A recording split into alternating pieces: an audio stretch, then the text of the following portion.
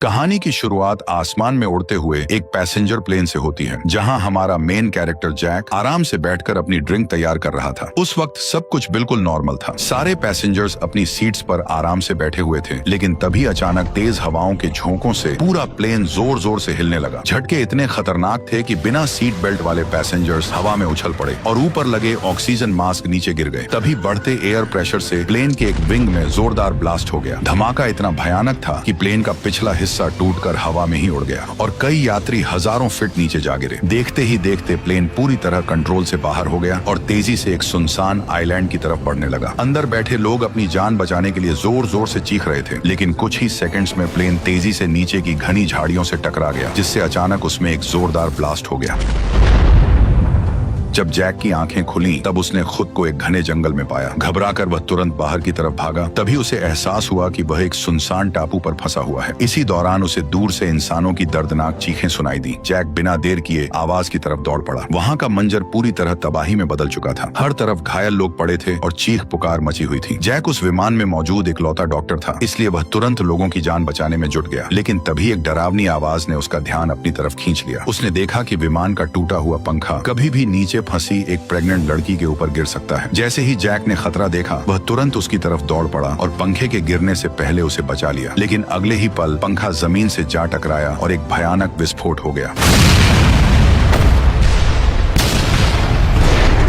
अपनी चोट की परवाह किए बिना जैक तुरंत लोगों की जान बचाने में जुट गया। लेकिन कुछ देर पहले हुए भयानक धमाके ने ज्यादातर घायलों को लाशों में बदल दिया था। कुछ देर बाद जैक अकेले जंगल के अंदर चला गया और अपने जख्म खुद सिलने की कोशिश करने लगा, लेकिन चोट उसकी बाजू के ऐसे हिस्से में थी जहां तक उसका हाथ पहुंच ही नहीं पा रहा था। तभी वहां एक लड़की आई और जैक के मदद मांगते ही वह उसके टांके लगाने के लिए तैयार हो गई। लेकिन वो यह देखकर हैरान थी कि बिना बेहोश किए भी जैक को टांके लगने पर बिल्कुल दर्द महसूस नहीं हो रहा था। यहीं से दोनों की जान पहचान हो गई। रात होते ही जैक ने टूटे विमान का पिछला हिस्सा देखकर अंदाजा लगाया कि कॉकपिट शायद अभी भी सही सलामत है और अगर उन्हें वहां से सिग्नल ट्रांसमीटर मिल गया तो वे रेस्क्यू टीम से संपर्क कर सकते हैं। ये बात सुनते ही लड़की, जिसका नाम कैट था, उसे अचानक कुछ याद आया। उसने बताया कि दिन में उसने घाटी की तरफ धुआं उठते देखा था, जो शायद कॉकपिट के गिरने की जगह होगी। इसलिए उसने तुरंत जैक के साथ वहां चलने को कहा। यह सुनकर जैक को उम्मीद की एक किरण नजर आने लगी, लेकिन तभी अचानक दूर जंगल से अचानक एक खतरनाक दहाड़ सुनाई दी।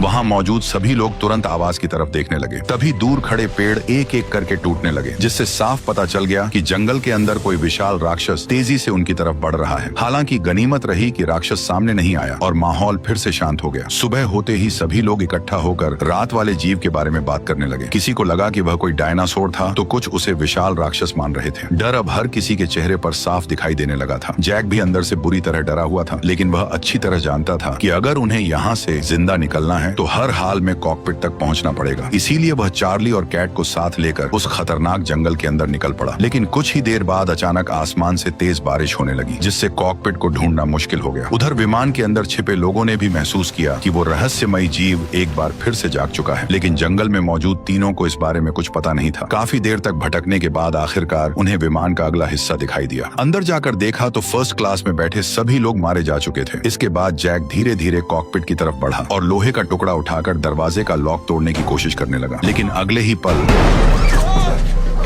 दरअसल जो कॉकपिट से बाहर निकला था वो सिर्फ एक लाश थी। कुछ देर बाद जब माहौल थोड़ा शांत हुआ तब जैक कॉकपिट के अंदर घुस गया और सिग्नल डिवाइस ढूंढने लगा, लेकिन तभी अचानक पायलट जाग गया। गौर से देखने पर जैक को समझ आया कि पायलट अभी भी जिंदा है। अच्छी बात यह थी कि उसे सिर्फ सिर में चोट लगी थी। तभी पायलट ने विमान हादसे की असली वजह बताई। उसने कहा कि जब उनका विमान इस रहस्यमयी समुद्री इलाके में पहुंचा था, तभी सारे सिग्नल अचानक गायब हो गए थे। खतरे को समझते हुए वह तुरंत विमान वापस मोड़ना चाहता था, लेकिन तभी एक रहस्यमयी हवा ने पूरे विमान को अपनी चपेट में ले लिया। कुछ ही सेकंड में विमान हवा में ही टूटकर बिखरने लगा और उसके बाद वह बेहोश हो गया। पायलट के अंदाजे के मुताबिक वे लोग फिलहाल जमीन से हजारों किलोमीटर दूर किसी अनजान जगह पर फंसे हुए थे। तभी अचानक पायलट को याद आया कि विमान में एक बैकअप वायरलेस सिस्टम भी मौजूद है, लेकिन ढूंढने पर उन्हें पता चला कि सिग्नल डिवाइस पहले ही खराब हो चुका है। ये सुनते ही जैक और कैट की जिंदा बच निकलने की आखिरी उम्मीद भी धीरे धीरे टूटने लगी। अब उनके पास कैंप वापस लौटने के अलावा कोई रास्ता नहीं बचा था। लेकिन तभी बाहर से अचानक एक अजीब अजीब डरावनी आवाज सुनाई दी और पूरा विमान जोर जोर से हिलने लगा, जिससे वहां मौजूद सभी लोग डर गए और तुरंत खिड़कियों की तरफ देखने लगे। तभी विमान के बाहर एक विशाल परछाई गुजरती दिखाई दी। उसके कदमों की आवाज से पूरा जहाज कांपने लगा। पायलट बाहर देखने के लिए जैसे ही शीशे के पास पहुंचा, उसी पल कोई खतरनाक चीज उसे पकड़कर बाहर घसीट ले गई। ये देखकर कैट जोर से चीख पड़ी। जैक उसकी मदद कर पाता उससे पहले ही उस रहस्यमयी जीव ने पायलट को खून से लथपथ कर दिया। पायलट की मौत के बाद माहौल और भी डरावना हो गया, लेकिन इससे पहले कि वे कुछ समझ पाते, विमान एक बार फिर जोर जोर से हिलने लगा और अचानक वो पेड़ से टूटकर नीचे गिर पड़ा, जिससे तीनों इधर उधर जा गिरे। जैक ने बिना समय गवाए तुरंत सिग्नल डिवाइस उठाई और जंगल की तरफ भागने लगा। पीछे से आती दहाड़ें उनके डर को और ज्यादा बढ़ा रही थी। हालांकि अच्छी बात यह रही कि वह रहस्यमयी जीव उनके पीछे नहीं आया, जिससे तीनों ने राहत की सांस ली और वापस कैंप की तरफ लौटने लगे। लेकिन कैंप पहुंचते ही उन्होंने देखा कि वहां दो लोग आपस में लड़ रहे थे। जैक और माइकल तुरंत बीच में पहुंचे और दोनों को अलग करने लगे। पूछताछ करने पर पता चला कि जेम्स को शक था कि पूरे विमान हादसे के पीछे कर्ली का हाथ है, क्योंकि जिस हिस्से में कर्ली बैठा था वहां मौजूद बाकी सभी लोग मर चुके थे और सिर्फ वही जिंदा बचा था। ये सुनते ही कर्ली गुस्से से भड़क उठा और माहौल फिर से लड़ाई जैसा हो गया। लेकिन तभी केट जोर से चिल्लाई और दोनों को किसी तरह शांत कराया। इसके बाद उसने सबको बताया कि उन्हें सिग्नल डिवाइस मिल चुका है, लेकिन वह पूरी तरह खराब हालत में है। अगर उन्हें यहाँ से मदद बुलानी है तो पहले उस डिवाइस को ठीक करना बेहद जरूरी है। ये सुनते ही वहाँ मौजूद सभी लोग एक दूसरे का चेहरा देखने लगे, क्योंकि किसी को भी ऐसी मशीन ठीक करनी नहीं आती थी। आखिर में कर्ली आगे आया और बोला कि वह इसे ठीक कर सकता है, लेकिन उम्मीद के मुताबिक जेम्स फिर से उस पर भड़क उठा। ये देखकर जैक अब और सहन नहीं कर सका और उसने गुस्से में जेम्स को चुप रहने की चेतावनी दे दी। क्योंकि जैक वाकई गुस्से में था, इसलिए जेम्स बिना कुछ बोले शांत हो गया। इसके बाद हंगामा खत्म हुआ और एक अच्छी खबर सामने आई। दरअसल कर्ली पहले सेना में कम्युनिकेशन ऑफिसर रह चुका था और यह सिग्नल डिवाइस भी मिलिट्री विमान की थी, इसलिए उसे ठीक करना उसके लिए ज्यादा मुश्किल नहीं था। वह तुरंत काम में जुट गया और कुछ ही देर बाद उसने सिग्नल डिवाइस को दोबारा चालू कर दिया। लेकिन परेशानी यह थी कि बैटरी बहुत कम बची थी। अगर उन्हें मदद के लिए सिग्नल भेजना था तो डिवाइस को किसी ऊंची जगह पर ले जाना जरूरी था। लेकिन जब केट ने पूछा कि आखिर कितनी ऊंचाई चाहिए, तब कर्ली ने जंगल के बीच मौजूद एक विशाल चट्टान की तरफ इशारा किया। ये देखकर केट का चेहरा उतर गया, क्योंकि वो अभी अभी मौत के मुंह से बचकर निकली थी और अब वो फिर से जान जोखिम में डालना नहीं चाहती थी। लेकिन उनके पास दूसरा कोई रास्ता नहीं था, इसलिए कैट बिना जैक को बताए बाकी 4 लोगों के साथ उस खतरनाक जंगल के अंदर निकल पड़ी। लेकिन रास्ते में अचानक जेम्स भी उनके पीछे आ गया। उसने जानबूझकर कैट को धक्का मारा और अकेले आगे निकल गया। उसकी घटिया हरकतें देखकर अब केट भी उससे चिढ़ने लगी थी, लेकिन उसे जरा भी अंदाजा नहीं था कि आगे चलकर यही इंसान उनकी जान बचाने वाला था। काफी मुश्किल पहाड़ी रास्ता पार करने के बाद वे लोग घने जंगल तक पहुंच गए, जहां जेम्स अब भी लगातार कर्ली को प्लेन क्रैश के लिए ताने मार रहा था। उसकी बातें सुन सुनकर आखिरकार कर्ली का गुस्सा फूट पड़ा। वह पलटकर जवाब देने ही वाला था कि तभी पीछे से अचानक कोई अजीब सी आवाज सुनाई दी। आवाज इतनी डरावनी थी कि सभी लोग तुरंत घबराकर सामने की झाड़ियों की तरफ देखने लगे। झाड़ियों के अंदर कोई खतरनाक चीज तेजी से उनकी तरफ बढ़ रही थी। ये देखते ही सभी लोग डर से कांप उठे और तुरंत अपनी जान बचाने के लिए भागने लगे। लेकिन सबसे हैरानी की बात यह थी कि जेम्स अपनी जगह पर बिल्कुल शांत खड़ा रहा। उसके चेहरे पर जरा सा भी डर नहीं था। जब बाकी लोग काफी दूर निकल गए, तब उसने अपनी पिस्टल निकाली और सामने की तरफ गोलियां चला दी। लेकिन वह जीव भी किसी मॉन्स्टर से कम नहीं था। इतनी गोलियां लगने के बाद भी उस पर कोई असर नहीं हुआ। तभी किस्मत से जेम्स की एक गोली सीधे उस चीज के कमजोर हिस्से पर जा लगी।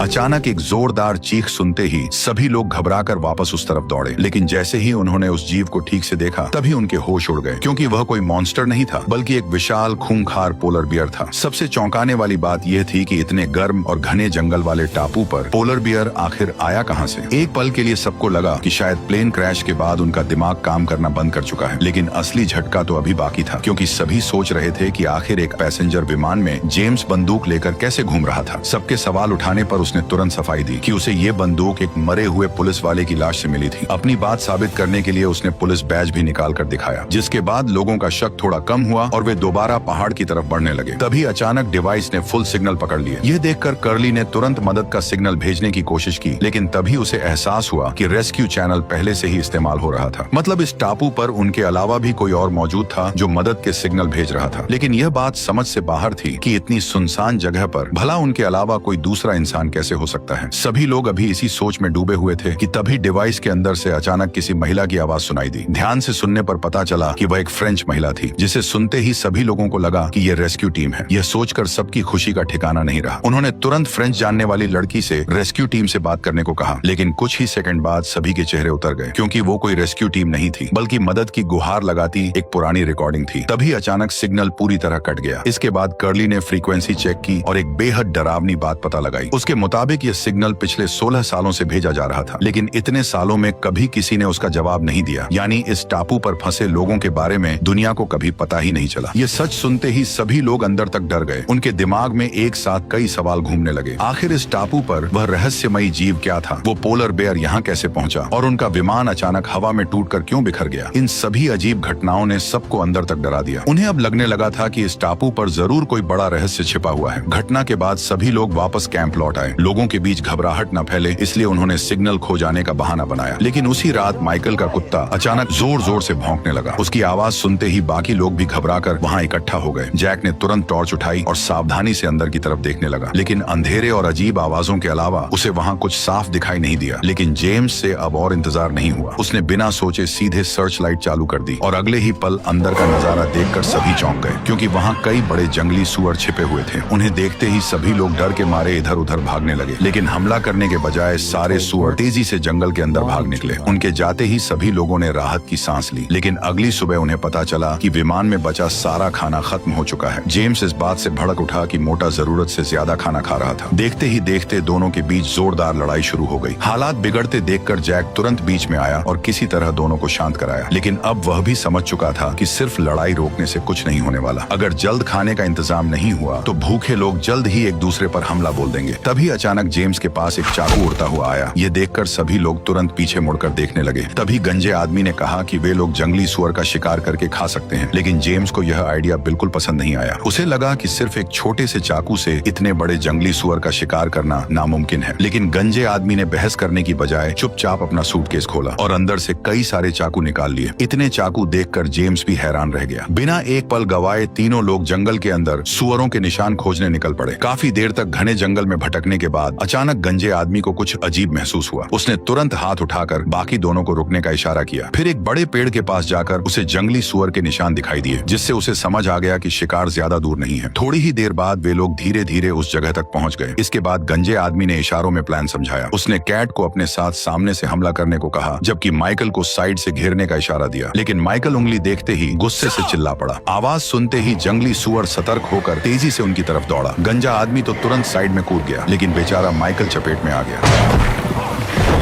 हालांकि अच्छी बात यह रही कि जंगली सुअर ने उस पर दोबारा हमला नहीं किया और माइकल को सिर्फ हल्की सी चोट आई। उधर गंजा आदमी भी बुरी तरह डर चुका था। कुछ देर आराम के बाद कैट ने उन्हें कैंप लौटने को कहा, लेकिन गंजा इस मौके को हाथ से जाने नहीं देना चाहता था। उसने दोनों से वापस लौटने को कहा, जबकि वह अकेले जंगली सुअर का पीछा करने निकल पड़ा। आखिरकार कैट मजबूरी में माइकल को लेकर वापस लौटने लगी, लेकिन चलते चलते वह अचानक रुक गई और बिना कुछ बोले सीधे अपनी पैंट खोलने लगी। जंगल के बीच एक लड़की को ऐसा करते देखकर माइकल पूरी तरह कंफ्यूज हो गया। उसे समझ ही नहीं आया कि कैट करने क्या वाली है, लेकिन अगले ही पल कैट तेजी से पेड़ पर चढ़ गई। दरअसल वह ऊपर जाकर सिग्नल चेक करना चाहती थी। बेचारा माइकल नीचे बैठकर चुपचाप उसे देखता रहा। जब कैट डिवाइस को ऊपर बांध रही थी, तभी अचानक जंगल से एक खतरनाक दहाड़ सुनाई दी। आवाज इतनी डरावनी थी कि वह बुरी तरह घबरा गई और उसके हाथ से सामान नीचे गिर गया। तभी पेड़ के ऊपर से उसकी नजर उसी खतरनाक राक्षस पर पड़ी जो इसी इलाके में घूम रहा था। उधर इस बात से बेखबर गंजा आदमी अभी भी जंगल में शिकार ढूंढने में लगा हुआ था। तभी सामने झाड़ियों के अंदर से जंगली सुअर की आवाज सुनाई दी। गंजा आदमी तुरंत उस आवाज की तरफ दौड़ पड़ा, लेकिन अगले ही पल सुअर की आवाज अचानक एक दर्दनाक चीख में बदल गई। इसके तुरंत बाद आसपास के पेड़ जोर जोर से हिलने लगे और जंगल में किसी खतरनाक जीव की डरावनी दहाड़ गूंजने लगी। ये सब देखकर गंजे आदमी के होश उड़ गए। वह इतना डर चुका था कि भागना तक भूल गया। तभी अचानक वही विशाल राक्षस ठीक उसके सामने आ गया।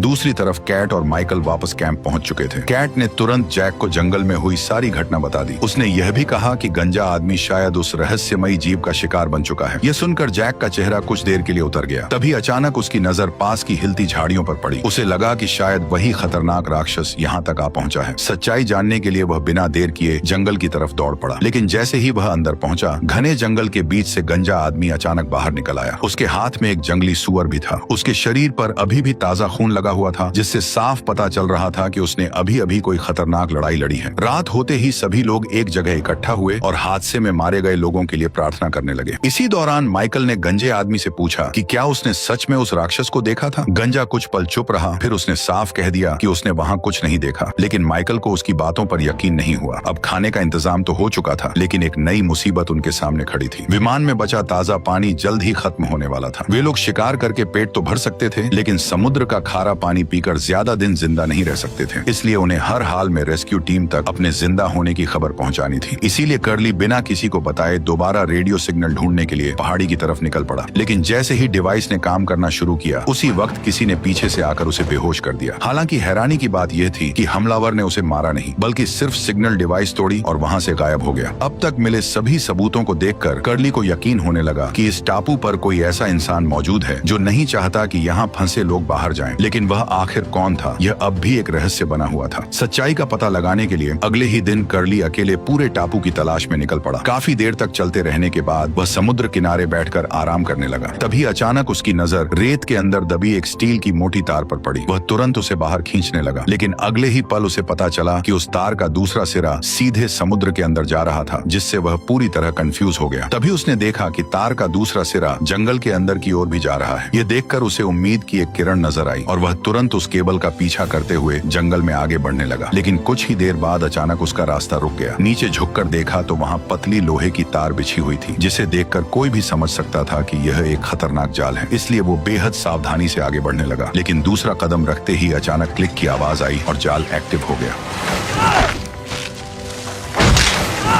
अचानक एक नुकीली शाखा उसकी जांग को चीरते हुए आर पार निकल गई। भयानक दर्द से कर्ली हवा में झटपटाते हुए जोर जोर से चीखने लगा। कुछ पल तक वह दर्द से तड़पता रहा, लेकिन फिर उसने किसी तरह खुद को संभाला और पूरी ताकत लगाकर उस नुकीली शाखा को अपनी टांग से बाहर खींचकर निकाल दिया। लेकिन तेज दर्द और खून बहने की वजह से वह तुरंत बेहोश हो गया। देखते ही देखते रात हो गई। कुछ समय बाद कर्ली की आंखें धीरे धीरे खुली, लेकिन इससे पहले कि वह मदद के लिए आवाज लगाता, अचानक एक रहस्यमयी आदमी वहाँ पहुँच गया और उसने रस्सी काट दी। अगले ही पल कर्ली सिर के बल जमीन पर आ गिरा, जिससे उसका सर बुरी तरह चकरा गया। उसे बस इतना दिखाई दिया कि कोई आदमी उसकी तरफ बढ़ रहा है। इसके तुरंत बाद वह दोबारा बेहोश हो गया। अगली सुबह जब वो होश में आया, तभी अचानक आसमान काला पड़ गया और उसे समझ आ गया कि कैंप में जरूर कुछ बहुत बुरा होने वाला है। इसलिए वह अपनी घायल टांग की परवाह किए बिना तेजी से कैंप की तरफ भागने लगा। लेकिन उसके पहुंचने से पहले ही वहाँ खौफनाक घटना शुरू हो चुकी थी। अचानक कैंप में मौजूद एक प्रेग्नेंट लड़की नींद से जाग गई। लेकिन जब उसने अपने पेट की तरफ देखा तो उसके होश उड़ गए, क्योंकि उसका बच्चा गायब था। तभी उसे कहीं से बच्चे के रोने की आवाज सुनाई दी। आवाज का पीछा करते हुए वह गंजे आदमी तक पहुंची, जिसकी एक आंख काली थी और वह अजीब भविष्यवाणियां कर रहा था। उसका डरावना चेहरा देखकर भी लड़की नहीं रुकी और सीधे आगे बढ़ती रही। कुछ ही देर बाद वह एक बेबी कार्ट के पास पहुंच गई, जहां सफेद कपड़े के अंदर से लगातार बच्चे के रोने की आवाज आ रही थी। सच जानने के लिए उसने हिम्मत करके कपड़ा हटाया, लेकिन अंदर बच्चे की जगह सिर्फ मांस के टुकड़े पड़े थे। ये खौफनाक नजारा देखते ही वो जोर से चीख पड़ी।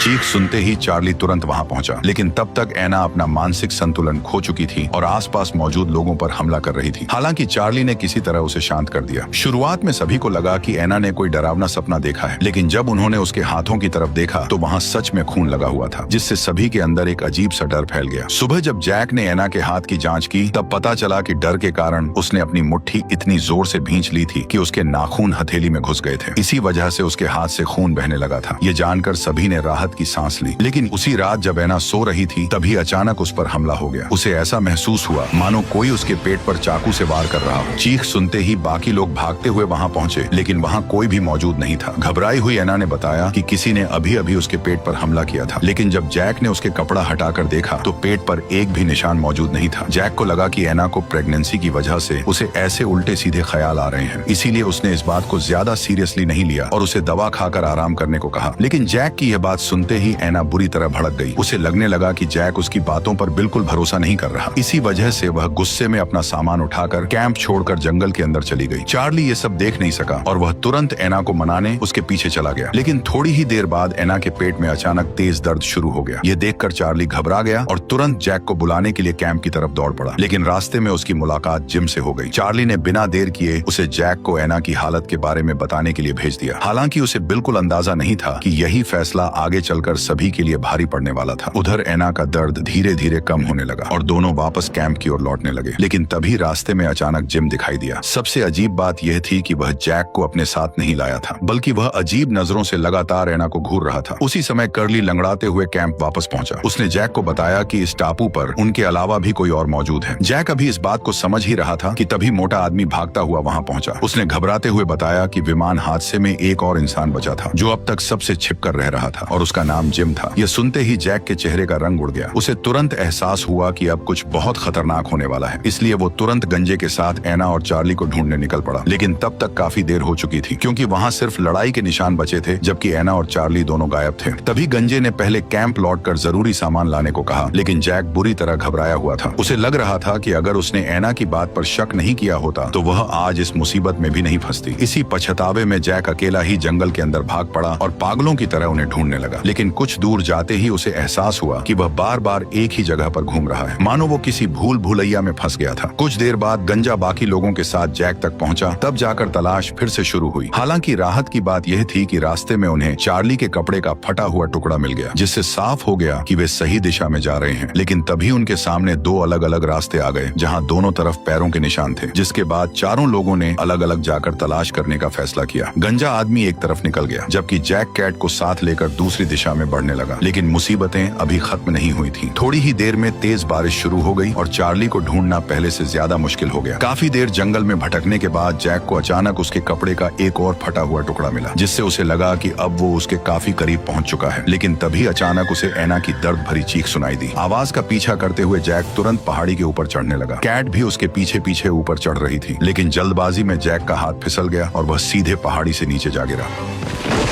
काफी मुश्किल से जब वह पलटकर उठने लगा, तभी उसने देखा कि जिम ठीक उसके सामने खड़ा था। उसने बिना कुछ बोले जैक को जोरदार लात मारी और उसे चेतावनी दी कि अगर उसने पीछा नहीं छोड़ा तो वह चार्ली को मार डालेगा। लेकिन जैक ने उसकी बात सुनने के बजाय उसे पैर पकड़कर दूर फेंक दिया। इसके तुरंत बाद वह गुस्से में उसकी तरफ हमला करने दौड़ा, लेकिन जिम ने आराम से उसका मुक्का बचा लिया और पलटकर कई ताबड़तोड़ घूंसे मार दिए। कुछ ही पलों में जैक जमीन पर जा गिरा। हालांकि उसने हार नहीं मानी और दोबारा हमला करने की कोशिश करने लगा, लेकिन उसका वार फिर खाली चला गया। तभी जिम ने एक और जबरदस्त हमला किया और आखिर में जोरदार लात मारकर उसे बेहोश कर दिया। कुछ मिनट बाद कैट को बेहोश जैक मिल गया, लेकिन होश में आते ही जैक फिर से आगे बढ़ने की जिद करने लगा। कैली ने उसे समझाया कि बारिश की वजह से सारे निशान मिट चुके हैं और अब उन्हें ढूंढ पाना लगभग नामुमकिन है। लेकिन जैक ने उसकी एक नहीं सुनी और अकेले ही आगे बढ़ने लगा। मजबूर होकर कैट को भी उसके पीछे जाना पड़ा। काफी देर तक जंगल में भटकने के बाद दोनों की नजर एक विशाल पेड़ पर पड़ी, जहाँ चार्ली हवा में लटका हुआ था। ये देखकर जैक तेजी से उसकी तरफ भागा और बिना एक पल गवाए उसे तुरंत नीचे उतार लिया। लेकिन अब बहुत देर हो चुकी थी। चार्ली की सांसें पहले ही रुक चुकी थीं। जैक ने उसे बचाने की पूरी कोशिश की, लेकिन अब उसका बचना लगभग नामुमकिन था। कैट ये सब देखकर फूट फूट कर रोने लगी, लेकिन जैक फिर भी हार मानने को तैयार नहीं था। वो लगातार चार्ली के शरीर पर मुक्के मारता रहा। वो किसी भी हालत में अपने सबसे अच्छे साथी को खोना नहीं चाहता था। जैक को इतना परेशान देखकर केली और भी जोर जोर से रोने लगी। कई कोशिशों के बाद जब कुछ नहीं हुआ, तब जैक ने आखिरी मुक्का मारा और अचानक चार्ली की सांसें लौट आईं।